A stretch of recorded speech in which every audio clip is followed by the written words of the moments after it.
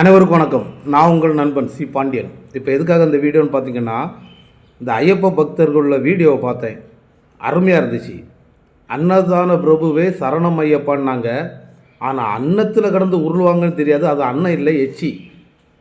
கன்னிசாமிகள் சுத்தபத்தமாக இருக்கணும்னு சொன்னாங்க. இந்த மாதிரி எச்சியில் கடந்து உருள்வாங்கன்னு எனக்கு தெரியாது. இன்னொன்று என்னென்னு கேட்டிங்கன்னா, குருசாமிகள் சாப்பிட்டு வச்ச எச்சிலைய கன்னிசாமிகள் எடுத்தால் புண்ணியம்னாங்க. அதே போல் இந்த சாத்திர சமுதாயங்கள் எப்படி மாறி வருதுன்னு எனக்கு தெரில. இப்போது எச்எல்ஏல உருளை சொல்கிறாங்க.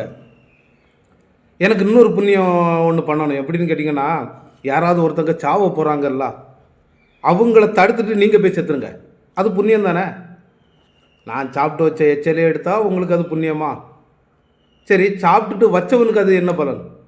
நான் இப்போ ஒரு சாப்பாடு சாப்பிட்டுட்டு மிச்சம் வச்சுக்கிட்டு கன்னிசாமிகிட்ட எடுக்க சொல்லுங்கள். அவரு எடுக்கிறாரு, புண்ணியம். சாப்பிட்டு வச்ச எனக்கு என்ன பலன்? பாவம் இல்லையா அது? நான் சாப்பிட்டு வச்ச எச்சா அவரை எடுக்க சொல்கிறது எனக்கு பாவம் பிடிக்காதா? பாவ கணக்கில் சேராதா? ஆன்மீகத்தை எந்த மாதிரி கொண்டு போகிறீங்கன்னு எனக்கும் தெரியலை. ஏன் நீ சாப்பிட்டுட்டு நீ மிச்சம் வச்சதை நீ எடுத்து போட்டால் உன் கையில் நான் குஷ்டம் பிடிச்சிருமா?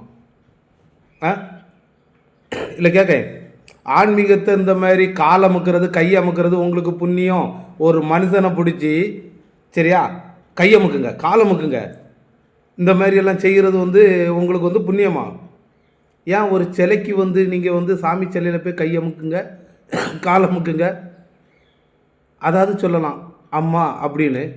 மனுஷனுக்கு அமுக்குறீங்க, என்ன காரணம்? இந்த மாதிரி எச்சிலையில், அதாவது அன்னத்தில் பொருளுறாங்க, அதுவும் எச்சியில். இது எந்த வகையான ஆன்மீகம்னு எனக்கு தெரியலை. ஆன்மீகத்தை எப்படிலாமோ திசை திருப்பி கொண்டு போகிறாங்க. அட பேதியில் போவானுவலா, கொஞ்சம் ஆன்மீகத்தை நல்ல மாதிரி கடைப்பிடிங்கடா. ஆன்மீகத்துக்கு சம்மந்தம் இல்லாததெல்லாம் இந்த மாதிரி பண்ணுறீங்க.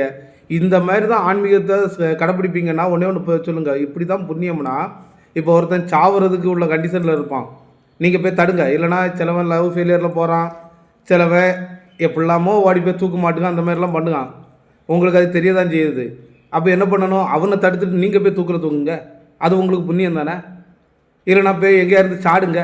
சாடக்கூடியவனை காப்பாற்றி வெளியே விட்டுட்டு நீ சாடாத, உனக்கு பாவம் பிடிக்கும், உனக்கு பதிலாக நான் சாடுகேன், எனக்கு புண்ணியம் கிடைக்கும்னு சொல்லி போய் சாட வேண்டியது தானே.